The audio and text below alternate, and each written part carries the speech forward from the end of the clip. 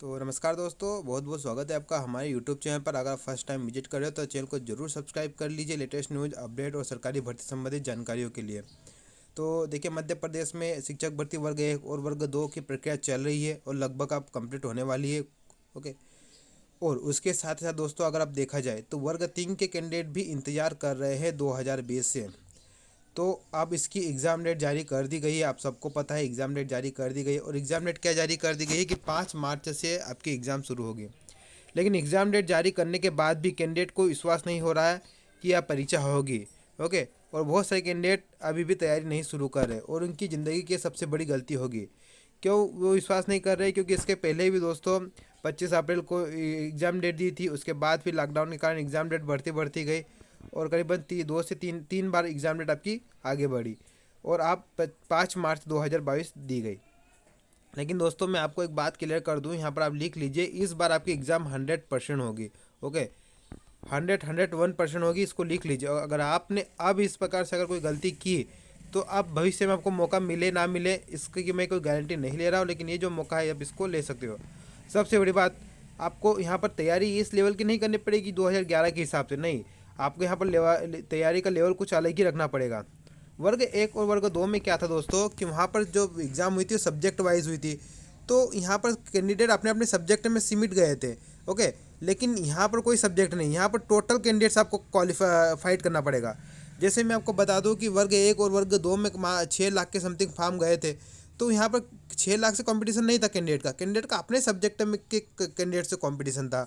अब वर्ग 3 में कितने फॉर्म गए, वर्ग 3 में भी मैं आपको दिखा देता हूँ। वर्ग 3 में जो फॉर्म गए दोस्तों वो है 6,25,000। तो अब यहाँ पर कोई सब्जेक्ट नहीं है, आपको इन 6 लाख कैंडिडेट से ही फाइट करना पड़ेगा। ओके। तो यहाँ पर आपको इस लेवल से तैयारी करनी पड़ेगी कि आपके मार्क्स एक मेरिट लिस्ट में आ जाए। और दूसरी बात, डिपेंड करता है पदों की संख्या। तो यहाँ पर दोस्तों पदों की संख्या भी अभी तक नहीं इन्होंने बताई है और यहाँ पर पदों की संख्या कम आ सकती है। आपके साथ मतलब पदों की संख्या को लेकर आप निराश हो सकते हो। ओके। इसलिए आपको अगर यहाँ पर वर्ग 3 में तैयारी करना है तो अच्छे लेवल की ही करके जाना पड़ेगा। अदरवाइज़ फिर आप वही पूछा करोगे, सर अगला राउंड होगा या नहीं होगा, मौका मिलेगा या नहीं मिलेगा। इन चीज़ों से अगर आपको बचना है तो आपको अच्छे लेवल की तैयारी करनी पड़ेगी। और रही बात आरक्षण की बात, तो देखिए वर्ग 3 पर आरक्षण का कोई फ़र्क नहीं पड़ेगा, क्योंकि वर्ग 3 की एग्ज़ाम होने के बाद उसकी रिजल्ट आने तक, उसकी प्रक्रिया शुरू होने तक मध्य प्रदेश में ये ओबीसी रिजर्वेशन का मामला है वो सॉल्व हो जाएगा। ओके। तो वर्ग 3 पर रिजर्वेशन का कोई रिजर्वेशन के कारण वर्ग 3 की एग्ज़ाम नहीं अटकेगी। ये मत सोचना कि जैसे वर्ग 1 और वर्ग 2 लेट हुई तो हो सकता है कि वर्ग 3 को भी अटका दे।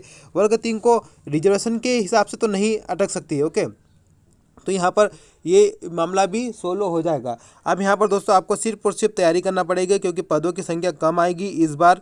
और इस बार आपको उस लेवल की तैयारी करनी पड़ेगी जिस लेवल की मैं आप बता रहा हूँ। ओके। आप इस चीज़ को समझिए और यहाँ पर इस चीज़ में मत पड़िए कि क्या रिजर्वेशन कितना मिल रहा है, कि कोर्ट में मामला है। इन चीज़ों से दूर रहिए और आपको यहाँ पर अच्छा स्कोर करना पड़ेगा इस पात्रता परीक्षा में। इसी पात्रता परीक्षा के बेस पर आपकी भर्ती होगी।